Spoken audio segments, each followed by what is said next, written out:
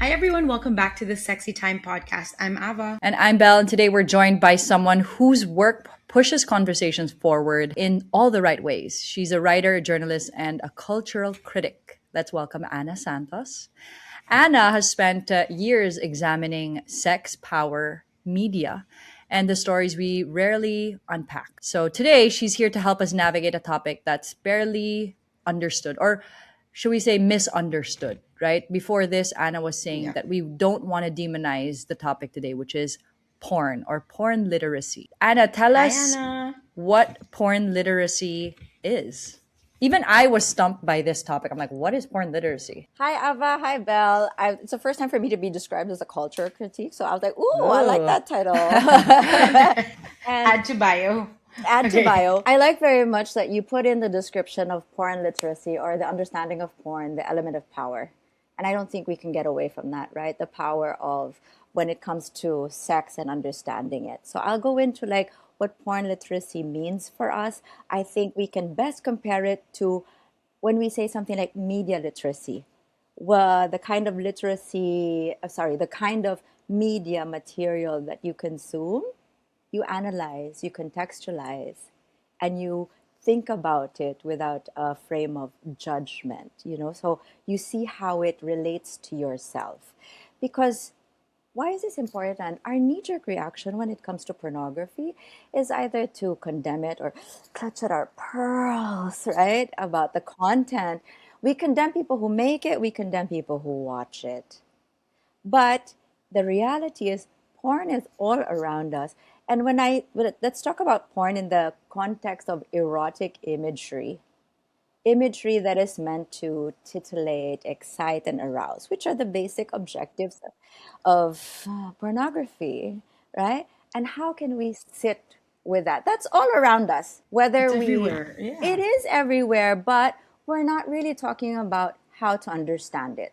So let's start with porn literacy being not condemning porn, but contextualizing it, and then thinking about how can we can kind of like think about it critically so that we don't go into these elements of how it shapes unrealistic expectations for us about what my body should look like, about who desire is for and who's entitled to it, what kind of sexual acts are legitimate, worthy, and also what it tells me about myself, my desire, and my own sense of body autonomy. So much to learn from I love porn. it. I mean, I'm loving the so vibe you're bringing. I mean, I came into oh, thank this thinking like, what is porn literacy? Like, is this going to be a relevant topic? And then now I'm listening to you and I'm like, yes, okay, keep going. I don't want to interrupt you. I think it's just about really porn literacy, how we replace the fear that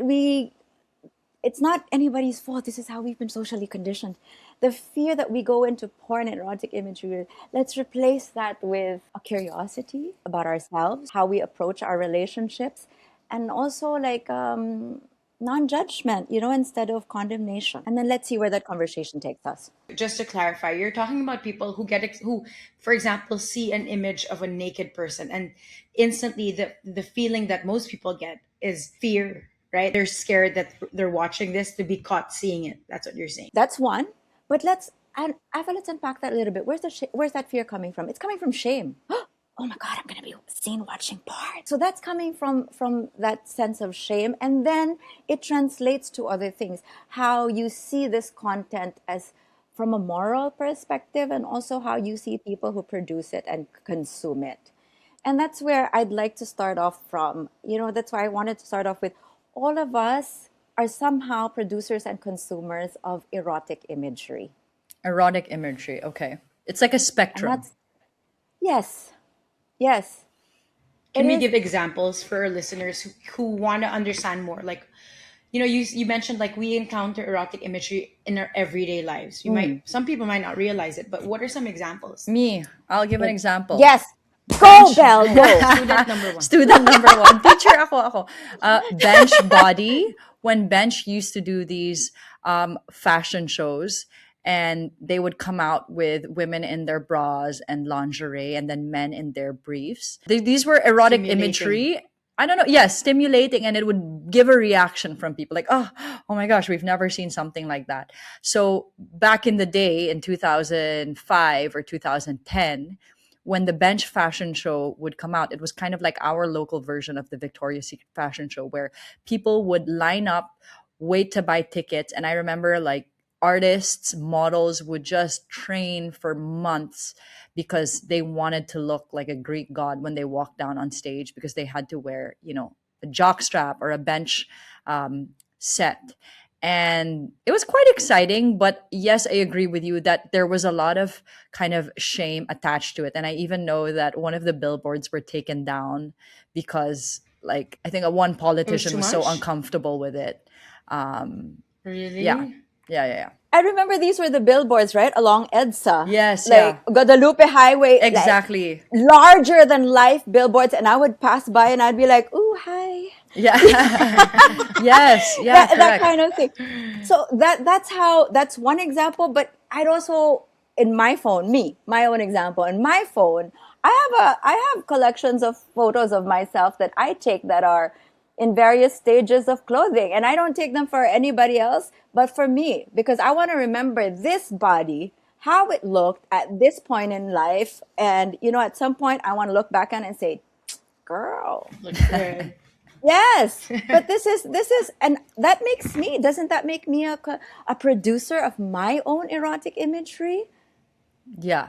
I And for guess, Okay, okay, whatever okay. reason, right? yeah, I guess where people are kind of stumped or a bit shocked is when you go to the spectrum of, pornography, where it's showing, you know, genitalia and the act of doing it. But Mm, we'll get to that in a yes. bit. Tell us how you kind of came about talking about porn literacy and why it's important to you, and why in this day and age, 2026, where everybody's on digital, consuming all sorts of media, you think that it's important to raise awareness on porn literacy, especially for the young. We're growing up in this, send me nudes generation. What got me so excited talaga yung term, no? But what got me really interested in porn literacy was actually this stat that the Philippines consistently ranks as among the top viewers of Pornhub. And I said, Yeah, that's insane. okay, that there's something there, right? What does that tell us? First of all, we consistently rank among the top viewers. Hindi lang top viewers, ha. We rank also as among the longest viewing time. The average viewing time is like No way. 9 minutes. Is that Yeah, a we are fact? clocking it. Yes, ha. I'm a journalist. 9 minutes. 9 minutes is the average viewing time. Philippines 11. Oh my Oh my gosh. gosh. So who are the top three consumer Lunch break. countries? Lunch break. Lunch break, right? We're falling behind US and Mexico. But another interesting fact, the Philippines is one of the few countries where it's the women who access Pornhub Yeah. more than the men. No. Yeah, it's I it's the don't women. believe That's that. Are only you kidding me? I will send you the stat. I have receipts. I love Yeah, receipts more than yeah. porn Send literacy. me the I love stats, because I receipts. cannot believe that women are consuming Pornhub. What are they consuming? Like Okay, here's the other handyman or thing. whatever. you know the topics. But Just kidding. but okay, before I leave that, the other two countries where women supposedly or reportedly consume more porn than men are Argentina and, I wrote this down, Colombia. So I noted this because I was like, oh, these are also very religious countries, Yeah. Yeah. right? Oh my Oh I'm my gosh. wondering gosh. I'm Yes. wondering if that has a tie into like how more women are accessing porn. And then this brings me to the other stat, or the other finding, is one of the most researched keywords was Pinay. Oh my Oh Pinay my hentai reality. gosh. Among Filipino users, it says on Pornhub among Filipino yeah. Among users. Filipino Yeah. youth. Yeah. Okay. Yeah, They because want someone I know. relatable. Yeah, Exactly. yeah, yeah, I of was like, course. oh, I wrote in my notes here, I was like, why is it Pinay? I said, are they looking for themselves in these images, in these videos? Are they looking for the kind of sex that they want to have? Are they Yeah, yeah, looking yeah. for some kind of, is it a wish? Is it an aspiration? Or is it what? What is it? I thought it was super exciting to think That's about these so things. interesting. But It makes having, me think. go ahead, So Adam. no, I Sorry. just thinking. It just makes me think. Like you, when you mentioned it's the countries where you're forbidden that you kind of want it some more. Like, Mm, you mm. know how when you're not allowed to do it, the more you want to do it. And you mentioned that it's countries that are like Catholic, that type of thing. It could be. That could be. It Anyway, before could I be cut you right. off, you're saying Or, well, we were just talking about how, why is it Pinay? Is it you want someone relatable? You want to see yourself? Do you want to see the sex life that you want to have? Or, as you said, Ava, do I want to rebel against these social configurations that I don't necessarily subscribe to? And where can I do it? Where, Or it's also their secret. Wait, I have a question. Is Pornhub yeah, free? it is. Oh, okay. So You it's can like a also YouTube. subscribe to it. So what? How do yeah, you subscribe to it? You have to give your email and then sign in, and you don't pay anything. like the usual. Yeah, Ah, you okay. sign in and then you You have to don't say even have to something. sign in to watch. No, You you don't Ah, don't. even have to okay. sign in to watch. It's And like then YouTube. you just also need to say something like you're over 18, but there's really no Yeah. check. So the Wow, there's stat no was like, check. So I mean, young teens can how? be. How can you? Yeah. I mean, Because that's quite it's like I dangerous, mean, Ava there's though. a said with button. YouTube. There's a button. Is It's it more of, I dangerous think, a compliance thing. for younger people to consume that type of media and they're not really, I guess, ready to see it? I don't know. It's a question. Absolutely. I think that's where we're at and why this subject of porn literacy to me is so important because porn is out there, but what isn't out there is the sex education needed to understand it, contextualize it, and Yeah. analyze it. And Yes. I want to when your viewers, your listeners, I want to ask you, what was your first encounter or lesson with sex? It Yeah. was probably something very accidental. During my Yeah. time, I'm so much older than you too. I mean, I found some magazine, right? Yeah. Or some ad or whatnot. Now you just your algorithm will serve it to you. Yeah. I You mean, don't even have Ava to go and I, looking we for it. watched Showgirls. It was on pay-per-view. Yeah, yeah, yeah. And it was like a In the scene in US, the I swimming remember. pool. Ava was like 5 years old, and I think I was 8. And we were like, what is this? And our cousins made us watch it. And then obviously after that, we have who had like, you know, dirty magazines and Porn things like tapes, that. VHS. Porn tapes, but VHS also, is yeah, oh my God. And we would always be like, let's watch it. You know, when you're young, you just want to, you're curious, viewing right? party. Yes, Yeah. Yeah. exactly. Now take that. I think that's an experience. I think that we can safely say is a general experience among a lot of people around the world. Now take that into not having so your first exposure to sex was way before you had the vocabulary to talk about it in a positive way or to even frame it. And then we go into school. There's no sense of sex education apart from close your legs and pray. And what have you got? You've got these images that stay in your head that and the social conditioning that it brings in that tells you first, primarily, what sex is supposed to look like before we even get a chance to talk about what it should feel like and what it can be like. You have these images already. And then also who it's for. A lot of it's changing now, but the pornography that existed for a long time was produced by men for men, and women were really just seen as givers of pleasure. And yeah, that reinforces also the other social conditioning, right? So porn literacy comes in for us to better understand how to unpack those things. When you see pornography, you don't just accept it as a truth, as how I'm sorry, you don't accept it as just what sex should be like. It's not a manual. I get what you mean when you say like the porn out there, the porn out there is so, the word is not contrived. It was so like boxed into It's the what male gaze. yeah, the male gaze. And actually I read this a couple of years back, is the porn that is being put out there for men are a lot of the times very violent. So there is violence in porn, that when teenagers learn to have sex through porn, they become violent. And remember, we were hearing about it and how where a lot of teens, their first time, it was like quite violent because they just mimic what they see in porn. They don't know, wait, you don't have to like, be strangling the person or hurting them or, doing it so like painfully for the woman, for the female. So there are a lot of things that I don't know if it's taken out of context. It's more like they mimic what they see in porn and then they do it in real life. And that is not I guess, how it's supposed to be. Should My question for you is, should parents talk to their children, their teenagers, about porn? Or is that like a weird topic? I think we should, but I also am very aware of. I think if I didn't do the job that I do, I would really be blindsided about how to talk to my own child. Yeah. So about pornography. But here's what I always tell parents. First is that sex education, the sex talk, is not a one-time thing.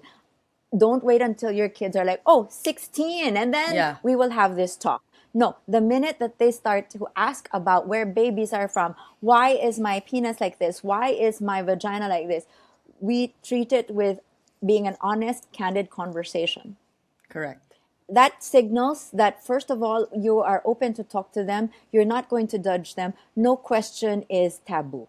And Yes. you are establishing the trust that you need to keep this conversation going, because it will keep on going I love all it. throughout their life. I'm gonna just come in and ask you about that because I'm on the same page as you. I love the whole idea of talking to them.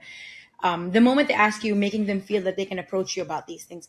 When a kid is around 3 or 4 years old and says, "Mom, Dad, how are babies made?" What's the in your opinion the best way to communicate it without having to go to such explicit lengths? I want to know. I like a concrete example we can share with Age parents. appropriate. So, yes, exactly. Age appropriate. And then also get a reading of your child, right? Because Yeah, like for that's me, another one. my other thing is I like to infuse a little bit of humor. So when my kid was like, okay, where do babies come from? I was like, oh, baby, the hospital. You came from the hospital. Yeah. And then Okay, you know, that's a kind good of set way. the tone.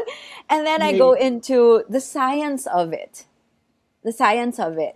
And then you can talk about how a person who was born as a man has a thing called a sperm, and then it meets an egg.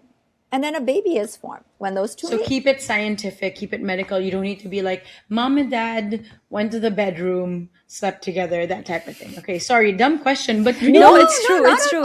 It's a all. good it's really question. true. Yeah, Yeah. it is Because a I good heard my question. cousin's daughter ask her, and I was like, how are you going to answer that without being like, we had sex? Yeah. And Um, yeah, and so then I guess you're right. At the age, feel out your kid. Also, like maybe when they're 7, maybe you could add more details. I don't know, something like that. I Does that have make sense? numerous books, but I still am dumbfounded when my son asks me that, and I do try to stick to the scientific method. But Anna, one thing that you said that really has stuck to me right now is that sex education and the sex talk with your child is not a one-time conversation. It's constantly flowing. It's, maybe it's every 3 months where somebody, has a question about why is my penis hard, right? When they're 5, 6, 7, it starts happening. Or why do I feel this way for this person? Why do I want to kiss this person? When they're 6 years old, 5 years old, they'll have classmates who are attracted to them, and they have questions like, why does Sophia keep wanting to kiss me? So I think that's also part of it. Even changing a diaper, even saying that these are my breasts and these are your breasts, and taking showers with their siblings or their cousins. That all of that is part of informing the child and giving your body that autonomy, that this is what you need to keep safe, and this is, let's say, good touch and bad touch. So I like that aspect na parang in every, it's not just one time, you don't just say 16, okay, here's the condoms, that's done. It's constant. and it's not just about condoms. I love that how you frame that, well, about all the different things that we encounter on a daily basis. Like, okay, showering with your cousins or whatnot. Kissing, do you want to kiss Tito? No, I don't want, right? Yes, Yeah, yeah. super. That can be a conversation about consent. Parents always ask me, and then they get confused or overwhelmed. And so I say, okay, first, if we don't know, because like now my child is grown up, I get lost with the gender terms and permutations. And Yes, I yeah. occasionally still get a mom. Oh my God, mom. Yeah, Like, yeah, get yeah. with Should we it. get it? Yeah, like, Okay. And I say, can we have this conversation, or can we Google this together? Can we read a book together about it? Don't be afraid to tell your kids that we can go on this journey of trying to find out, yes, this answer together. Build that trust. Secondly, it's again about keeping the communication lines open. There's nothing that you can't tell me, baby, and there is nothing that will make me think less of you when you tell me something. I love that. I'm so touched right now. You know what? Because the what you're teaching parents is building the trust. You know, if you cannot look past the shame and the awkwardness of empowering your child with, like you said, the different stages of sex education, who will they come to if something does happen to them, right? Don't you want that they come to, if let's say your child is 16, 17 and gets pregnant, would you want your child to, like, I don't know, go somewhere and take some pills without, it's a huge risk, especially in the Philippines, right? Or let's say they get a disease, they need to be able to turn to you as a parent and say, look, I made a mistake. Now I have this disease. What can I do to cure? You want to be that person. And it doesn't start when the kid is 18, 19. It starts at home, in the bedroom, removing that shame from it. And I will say this, for those of us who have helpers and aunties, the Filipino habit is it, "Shh, wag dyan, don't touch your pototoy or don't touch your this." And then I always tell them, like, this is the space, the bathroom or the bedroom is a space where they're safe to explore their own bodies. And I have to make them unlearn this topic where touching your bodies and exploring your bodies as a child in a safe space is okay. And there's no shame to that, because if you can't do it at home in your own bathroom, then where else are you going to be able to do it? And it's such a huge shift from cultural mindset, because the best thing to do for them is not talk about it. Hindi yan pinag-uusapan, hindi namin. Like, they're so uncomfortable and they laugh about it and they don't know how to deal with it. But if you as a parent, listening to this podcast, say, yeah, this is an epiphany moment. I should be able to, direct, and I should be able to educate at home. It starts with the home, right? Yes, Yeah. it And then you does. put It them does. out into the world and you're like, okay, go forth and come home with your questions. So I love that. I am learning so much from you. I'm obsessed. I think that's where, for me at least, that's where it came from. I wanted my kid to grow up in a different environment versus what I grew up in. And I know that I wanted to have an adult teach me these things or talk to me about these things. So for the parents Yeah. out there, you don't expect yourself, don't be so hard on yourself. Like, you can't get it right all the time. But a guiding principle is just be the adult that you wish you had when you were growing up. Oh yeah. Yeah, that's a really good way to see it. Kids nowadays, they get phones at an average of 12 years old. So if you as a parent think that you can control what your kids are watching, think again. Because I mean, I don't want to judge and say, like, whatever works, because a phone is very convenient and parents are busy and things like that. But if you think handing your kid a phone saying, I'm going to check what they watch, like, just remember how we used to sneak out and we used to do like quite naughty stuff. Now with technology, there's a way. So it's like at 12 years old, imagine being exposed to Pornhub. Like, how do you navigate that as a parent? I don't even know the answer to that. Incidentally, the Pornhub stats showed that people accessed Pornhub mostly on their phones, overwhelmingly. So while the stat on Pornhub says that it's like the average viewer is like between the ages of 18 to 24, I would like really take that with a grain of salt. You can check that you're over 18, but they don't really check. And I'm bringing that up because you said that on average, people or kids get a phone at age 12. So what are they watching and how do we talk to them about it? Oh, going back to the topic of porn, one of the trickiest things about porn is it's designed to be like exciting, almost, not realistic. It's a fantasy world where everything is exaggerated, like, their bodies, the orgasms, the situations.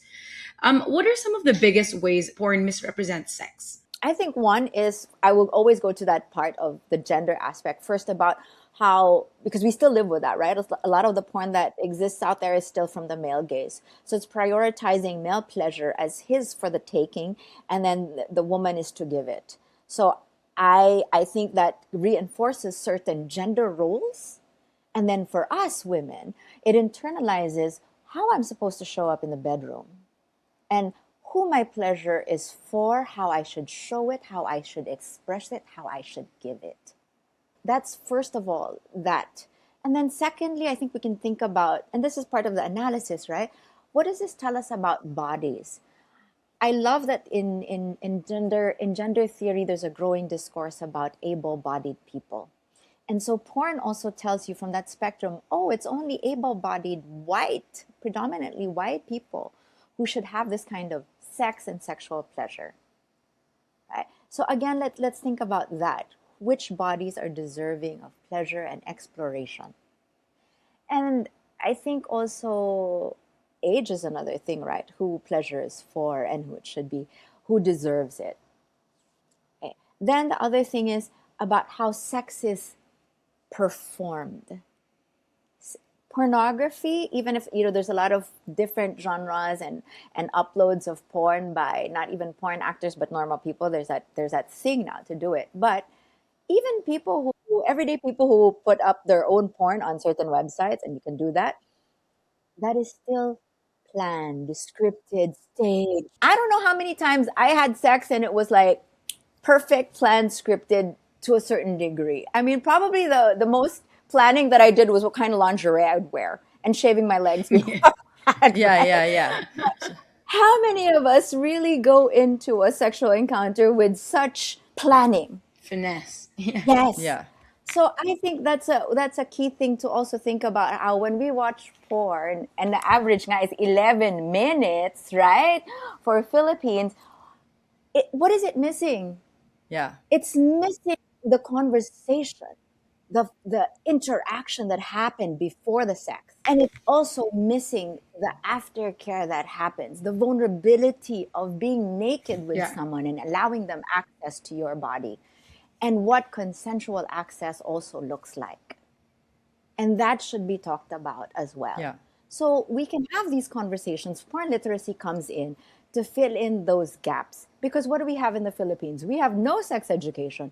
So pornography comes in as your default sex education. And then we don't have a culture that has a space to talk about it and analyze it and contextualize it in a way that is non-judgmental, but to see how it really just goes, it fits into our life, our own relationship with erotic imagery, and also how we can just think about our relationship with our bodies. I just wanted to mention, like, it's making me think about how I feel about porn. And like, if you were to say, okay, it's a performance and all of this, and people are like, fine, we'll give you the real sex, real raw sex, and there's a website of like people how they really are when they have sex, in bed, and the guy's like, it's not as exciting. It wouldn't be as, it's like, it's not a fantasy for me. So in the same way, I appreciate porn in all that it is about performance and all of that.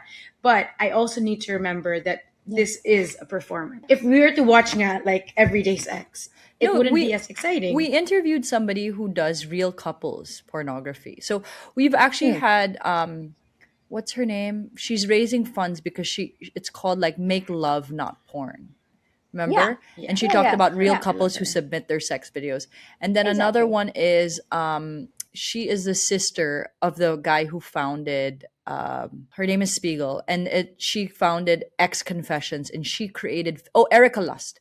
We interviewed Erica Lust for this. If you guys have been listening to the podcast ever since before, listen to her episode. It's quite interesting because she created a website called X Confessions, and she made very tasteful adult films for the female gaze. Because like Anna was saying, sometimes you watch porn and it's like you're in the middle of it and you're like, whoa, wait lang, there's no story, there's no context. It's so like they're just raw dogging it, and it's not necessarily what we want to see. Sometimes we want to see a like love story, or we want to have a little fantasy before they get intimate. So she makes these beautiful films with nice like lighting and cinematography, and it was quite interesting. But I guess my question to you, Anna, would be, can porn be consumed responsibly? Like when you say drink moderately, is that something that Yeah. you can do with porn? Consume responsibly. Absolutely. And that's the whole foundation or concept of porn literacy. Ava, I liked so much what you said about,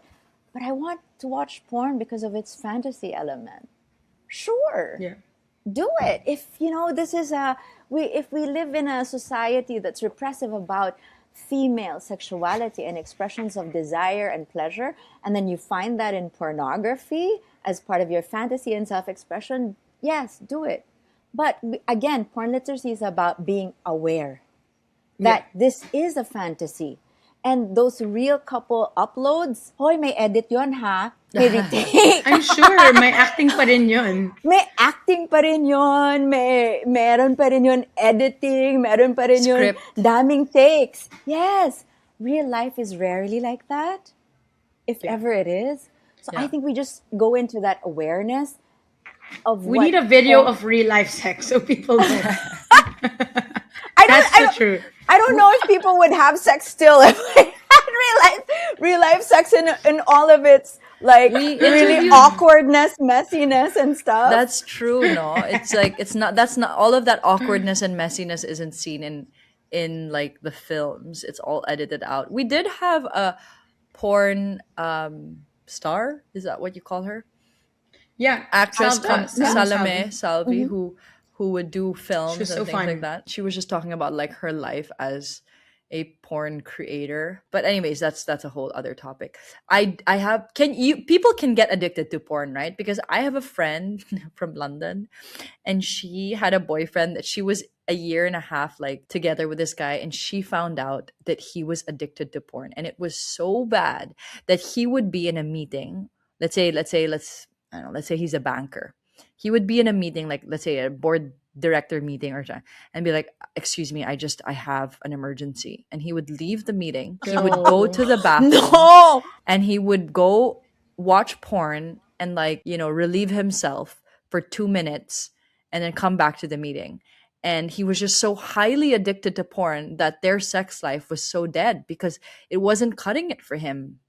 And she had no idea. She thought like maybe he had like erectile dysfunction, or maybe she felt so insecure because it wasn't he wasn't getting aroused. And then finally he confessed and he said, I'm highly addicted to porn. Like I watch hours and hours of porn daily. Like it's been so disruptive that he can't concentrate on his job. So he had to go to this, like, it wasn't like an, how there's AA for Alcoholics Anonymous and drugs and whatever. Okay, he had to do it for porn addiction. It was this is in London. So I was like, what? I've never heard of anyone, whose life was disrupted because they were just watching porn too much. So I guess it can disrupt, your intimate life, and you can become addicted to it. It can, like anything else. And regulation and moderation is also part of porn literacy, right? And thinking about what we need to do before we reach that point. I think we should a question that I'm often asked is, when is it too much porn? When is it addiction? Yeah. I wanna know why. When is And it? exactly what you said, Belle, where it disrupts your life. You can't sit through a meeting Yeah. without checking your phone and jacking off in the bathroom. That is so Sir, like, whoa, insane sir. to me. But there are people who are going through that. It's a problem, and it's such a shameful thing. I'm sure they don't even tell their partners. Yes, but that's one way to evaluate where you are with that. And then I think also later on, when you have a discussion with your partner, how much of this is affecting your own personal relationship and sexual interactions. Yeah. Maybe that need not be addiction per se, right? Addiction is need like that, right? Yeah.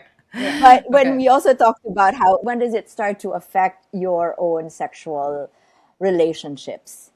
And I think in your example, that's the other thing. Their sex life became, you said, dead, because this was setting up unrealistic expectations about what sex should feel like, what sexual acts possibly constitute good sex. Yeah. So you feel like he was desensitized in some way? Yeah, 100. That's the word. Yes. Desensitized. Yeah. Yeah. Yes. Yeah. Desensitized about the emotions, the sensory element of Yeah. sex, because you just see it all the time. And then he also took his pleasure into his own hands, quite literally. So I mean, it's not a that's, I bad think, thing other for a thing. guy to do that, but if it's just at an No. extreme level, then it affects your relationships. Because I also have another friend who was saying that his porn consumption, made his sex life so bad, and it only started getting better when he stopped porn, like cold turkey. Because what he would do is he would make his partner watch porn with him and like do the acts,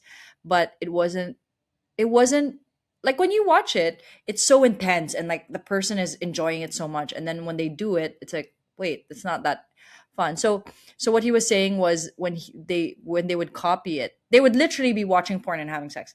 When they would copy it, it just wasn't cutting it for him.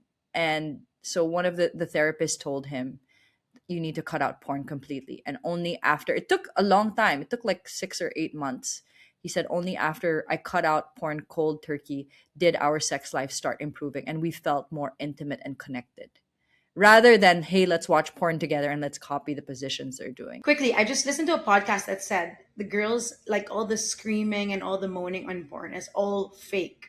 So that's like, that alone already changes everything, because I feel like a lot of guys thrive, quote unquote, and like the moaning and the screaming. And then when you're in real life and it's not happening, it's like, okay, wait, I'm not giving you the pleasure you're looking for, or I think I could give you. Sorry, I cut you off, but that was really interesting to know. I was going to say that example. What if that example of your friend who was advised to cut off porn cold turkey, and its impact on their sex life. I was going to ask if I was going to invite us to look at that from a porn literacy lens. It's not the pornography that did that, right? It's not the imagery that did that, but the reaction to the imagery. Because your example was, okay, he was telling his partner that we should copy these acts that we see in pornography. And then when we don't meet that expectation, then, our sex life isn't as great. So that's two things, right? The imitation of pornography. Porn isn't there to be imitated. You need to analyze it from, what does it tell me, Ava, about my desire and my fantasies, and how, especially for women, how we can enjoy oral sex performed on us, which you hardly ever see anywhere else. Okay, that's one example. And then think about it also, that's the imitation part, right? Porn is not to be imitated point by point, because it's performed, it's scripted, it's staged. It can lead you into other aspects of fantasy and body autonomy. Second is expectation. For your friend that you put in this example, it set up these very unrealistic expectations about what sexual pleasure should look like. It should be noisy. The guy should have a penis this big, this hard, 100% of the time. It's not always like that. But what other aspects of pleasure do you have in your bedroom? Is it the cuddling after? Is it the way you look at each other afterwards? There's so much more in terms of where intimacy can come in. And that's where we need to think about porn and what it gives us, but what it also falls short of. And all of this without condemning it and judging it. Can we quickly dive into ethical porn and is there a way when you choose porn that is related to your psyche?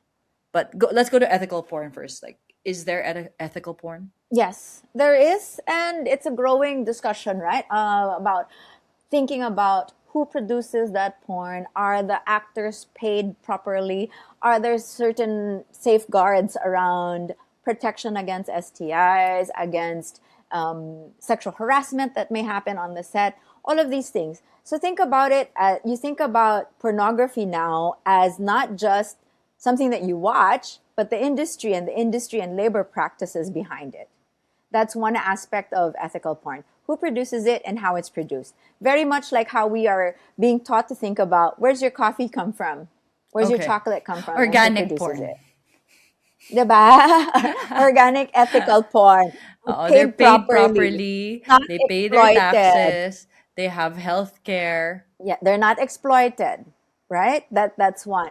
And then the other thing I also like to include is, who makes it? Who makes this porn, right? Is it from a feminist point of view? Because that is also a growing discussion.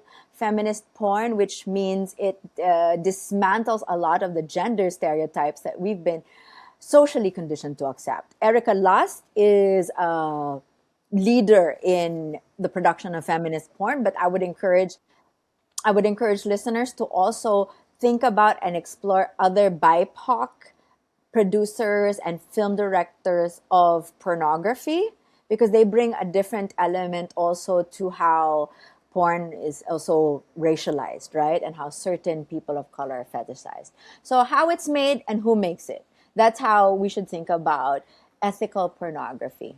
Did you hear about this girl who like said she wants to sleep with 1,000 men or something? Who was it? Like Bonnie Bailey, or I forgot her name, but it was like hundreds of men signed up for free to have sex with her. Like, what's your take on that?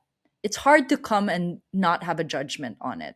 I haven't delved, I haven't like gone deep into that documentary, but parang she wanted to beat the world record for sleeping with as many men in a day. And I don't know, like that. I think that's another interesting subtopic we can go into another time. But it was that was also it's difficult, right? Because the whole conversation sometimes is about you're not supposed to judge, you're not supposed to condemn. But oh my God, this is so difficult to not have an Judge. instinctive judgment, right, Yeah. on it. So I looked at that. I tried to dissect that myself from, okay, what's the intention behind this? Is it for fame? Is it for notoriety? Yeah. Is it for Both. infamy? Is it for money? Or all of the above? And then in which case, so did she actively consent to that? Because that's another important principle of the landscape, right? The consent to do this. Yes. And then the other thing was, why would these men sign up for that? Yeah. It was like 5 minutes. Did you see it was I like didn't two see minutes it. for some.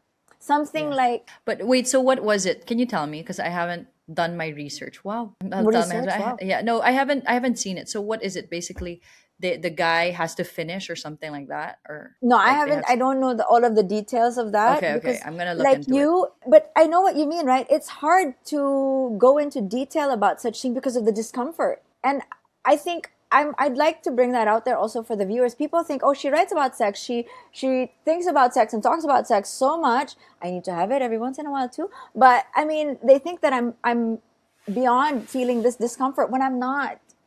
So for your viewers out there, it's so sit with that discomfort and take your time also to process it. And then all you have are these principles of boundaries, consent, being an ongoing process, and what it sounds like and what it should be like, and also what sex should be like and what your own body should feel like when you are engaging in sex, or what Yeah. sex means for you.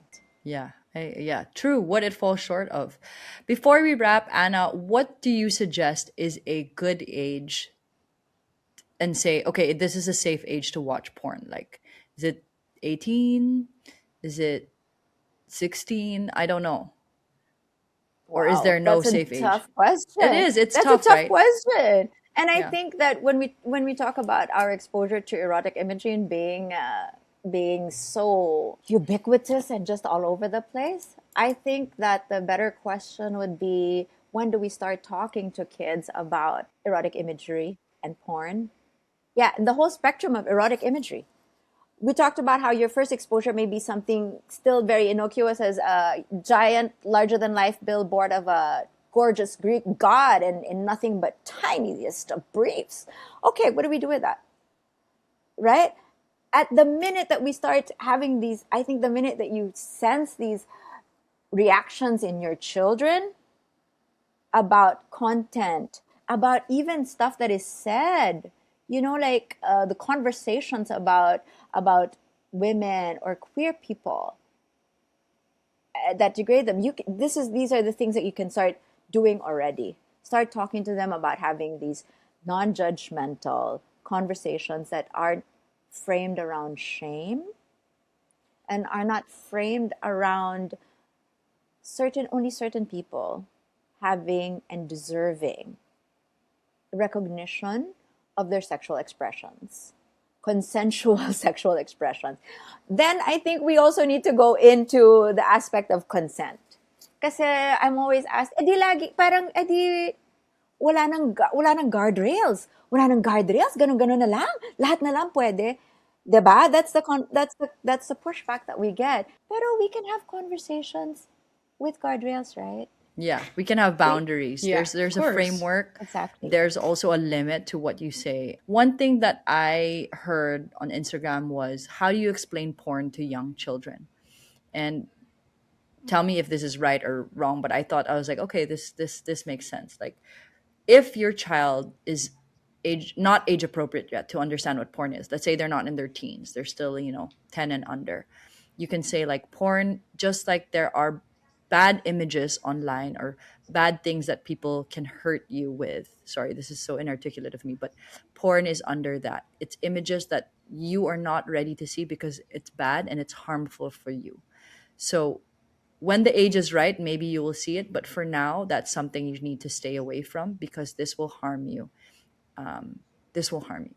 Parang I was hearing it and I thought that's a good way to explain it to a child without going deep into what it is, because they're not ready yet, because their mind can't Even understand using the and word comprehend. bad. But I don't know. Tell me if that's correct or not. No, Ava, I was going to pick up on that too. You wanted to say something about the use of the word bad. I mean, I'm curious to know because I say when you tell them that these are bad images, instantly you may Or say everything harmful. related to that. Yeah, okay. You give them the Tama. Oh. anyway. So Maybe what? you can expand better, but yeah, the word. Yeah, but and that was what I was also going to pick up on, because I would suggest more of like these are images that you're probably not ready for yet at a certain age, because like think about other images, for example, like violence, right? You're not ready for that, and then that has a whole different conversation about it because of the harm that it can cause specifically to other people. But I think that to frame it around, porn are images. Porn is erotic imagery and that whole spectrum. These are images that are meant to arouse you, are meant to excite you. And that in itself is not bad. But you need the vocabulary, the contextualization and critical analysis to think about, wait, does this image, does this video give me the impression that my desire overrides your consent, your boundaries? No. We need to be able to have the education, the mindset to analyze that. And that's where we come in, right? I think the better conversation would be to have like these are images that you will be exposed to, but you always have to have a mindset to critique it without canceling it or condemning people who consume it and produce it. And then to think about how you can leave the shame out of that discussion, prioritize your own self autonomy and desire without compromising the consent and boundaries and agency of others. Okay, ang dami naman. I don't know if I can say that, but I get what you're saying, that I am indoctrinated to say porn is a bad thing. Don't look at it. Don't, and we just shun it off. Yeah. Now what you're saying is have an open mind and explain it to them in a sense that you're not ready to see that right now. It's not age appropriate. When the time comes, I'll explain it to you further, and then add, I guess, those things that come with your own, everything that you said, basically, like without shame, not judging it. How is it arousing me? How do I receive pleasure? And just equipping them with that type of knowledge, and not just allowing them to go into this space with no knowledge. Is that sorry, I'm like a student here learning. I was wondering, what if we took that nagtanong na eh, 'di ba? I'm Yeah. assuming that from that example that you gave, nagtanong na, or that your child was exposed, then why don't we take that opportunity to make it into a learning session already? Say, hey, what Okay. did you see and how did it make you feel? And then we can again. I like to the. So we don't know all the answers, so just the basic principles. Meet your child where they're at. What do they My want to child's not know? at that. It's more of like I just saw it online and I Sure. said to myself, if this ever happens, would this be a good answer? But now I'm learning from you, like, you're right. Mm, Meet your child where they're at. How did it make you feel? Yeah. yes. How did it make them feel about their bodies? How did it make, and then not just that's body imagery, right? So how did it make you feel about your body, but also how did it make you feel inside your body? Did it excite you? Did it arouse you? And then don't shame them for that, because it happens. That's the body. That's what the body does. Yeah. But then we think about it here, right? Yeah. This is how the body reacts. How do we translate that now here to our relationships with other people and how we treat other people? Okay, well, thank you so much, Anna. I mean, I think we went a little bit over time, but everything you said was so insightful. I think you're so articulate with the way you construct your sentences and how you basically explain it to me and Ava. And hopefully, our viewers will take something for this. Because if you're a listener and you think, oh, I don't have a kid or whatever, this is irrelevant to me, I think think twice, because porn consumption is out there. Again, with the stats that you have given, the Philippines is what, the number three consumer of Pornhub, and it's Yes, number mostly three. women. Hmm. So there's still a lot And the of longest things. viewing time. Wow. So 11, so all 11 of minutes. A lot of people tell me they're like the cousins and the cool aunt and the cool titos. They're asked by young people, yeah. right, about what do you do about sex? What do you do about this? It's not just the Yeah. parents. I'm just saying that it's not just the Yeah, that's parents. true. Or even Yeah, exactly. if you don't have a kid, doesn't matter. The Filipino society is everyone's a family. So if you don't Exactly. ask you as a mom or the dad, they'll ask the kuya, cool cousin, or the cool auntie, cool tito. So I Yeah. think this is like information for everyone This if information you is don't so even if you have a kid. valuable, and I think, people shouldn't pass on it and shouldn't snub it, because there's a lot of insight into what you're saying that's applicable to their life, and if not, maybe somebody else's. If you meet a teenager who has questions, it's a really good resource to have. Okay, well, thank you so much, Anna. I mean, we've gone way over time. Could you just plug, where can people find you? If somebody wanted to have a session with you or just have a chat with you, how do they contact you? You can find me on Instagram at Sex and Sensibilities with Ana Santos. I can share that link. And then I do write still a sex and gender column for Rappler about these issues. And yeah, mostly on social media, I guess, where Awesome. So everybody people else can is send you found. a DM and be like, Anna, I need a session with you. You need to teach me this. If you're also struggling with the words, I think it's nice to have a resource person to help you, guide you through it. And Anna would be the best person, to talk about that, whether it's in the bedroom, whether it's with, a nephew, a niece. Mm. I think it's just great to have a different perspective and somebody to guide you on it, because we're quite afraid of what we don't know, right? Anyways, thank you so much, Anna, for this interview. I learned so much, and I hope to have Thank you you, back on the Ava. Thank you, podcast Belle. soon. Thank you Bye. so much to you both, Ava and Belle.